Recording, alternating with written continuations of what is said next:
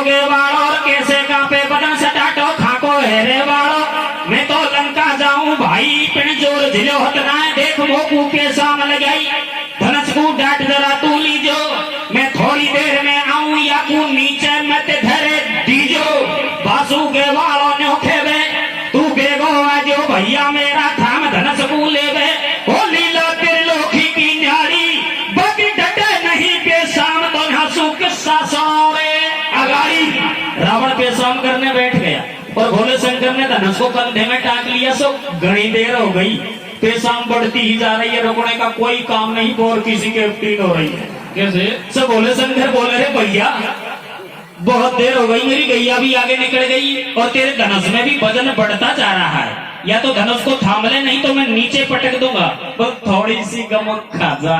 कैसे ओ मोकुर लगे रिह बोझ यार मेरो कैसे कैसे ओ मोकुर लगे रिह बोझ यार मेरो पटर करे जा रहे जावे और ऐसी कर तेरा मंदिर मुर्गी 10 कंदर क्यों बहकावे 10 कंदर क्यों बहकावे रे भैया 10 कंदर क्यों बहकावे ऐसे क्या तेरा मंदिर मुर्गी 10 कंदर क्यों बहकावे अरे नीचे दबर मरोंगो रैया का मेरी ओ नीचे दबर मरोंगो रैया का मेरी जान लकड़ दक जाओगी और आती न जाती मेरी नई भोटिया रो रो के मर जाओगी रो रो के मर जाओगी रो भैया रो रो के मर जाओगी आती जाती मेरी नई भोटिया और खत्म कर जाओगी।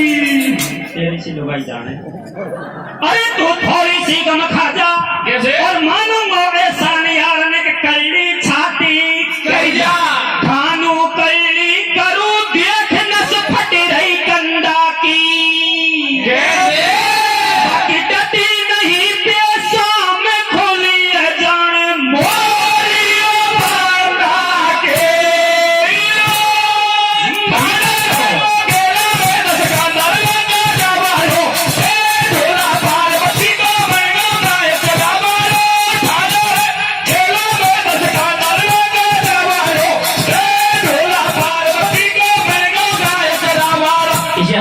आएंगे 10-12 बीघा धरती पर की फिर रावण की बेसंबंध गोद हुई।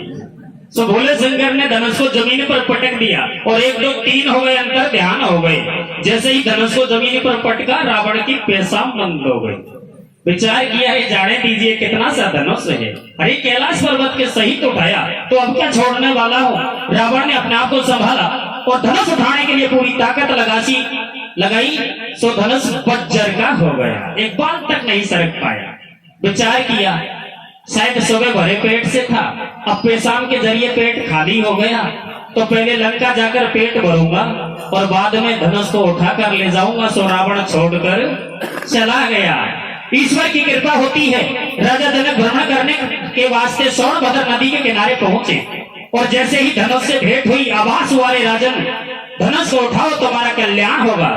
राजा जनक ने प्रणाम किया और धनुष को उठाने के लिए थोड़ी सी ताकत लगाई सो कागज की तरह हल्का हो गया। राजा जनक की गोद में आ गया और जाकर अपने महलों के बीच जनकपुरी में रखा।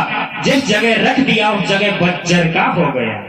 अजमाइश के लिए दूर दरार के क्षत्रिय वीर पुरुष राजा बहुत पधारे किसी से नहीं हिला। स्वयंवर से पहले तो रावण की उंगली भी उसके नीचे धंस गई।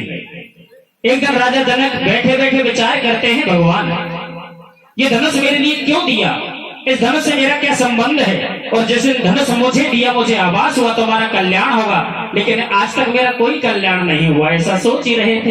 अचानक मां सीता महलों से बाहर निकलकर धनुष के पास आती है तो परिक्रमा लगा करके प्रणाम किया और एक हाथ से धनुष को उठाकर दूसरे हाथ से धनुष के नीचे झाड़ू और पोंछा लगा दिया। इस दृश्य को देख करके राजा जनक विचार करते हैं भगवान मेरी बेटी साधारण कन्या नहीं हो सकती ये तो देवी का अवतार है और जब मेरी बेटी देवी का अवतार है तो पृथ्वी के ऊपर कोई न कोई देवता का अवतार जरूर होगा। अब तो उसी के साथ सीता की शादी होगी जो इस धनुष का खंडन करेगा।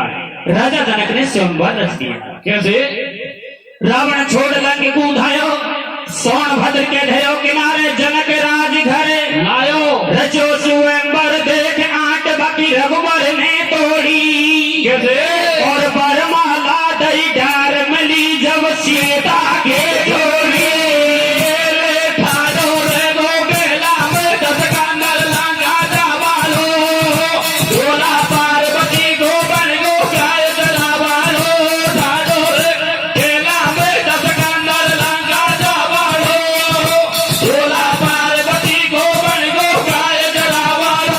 गोंडी गांव को पहली बार देखा और जब देखा तो बहुत अच्छा लगा।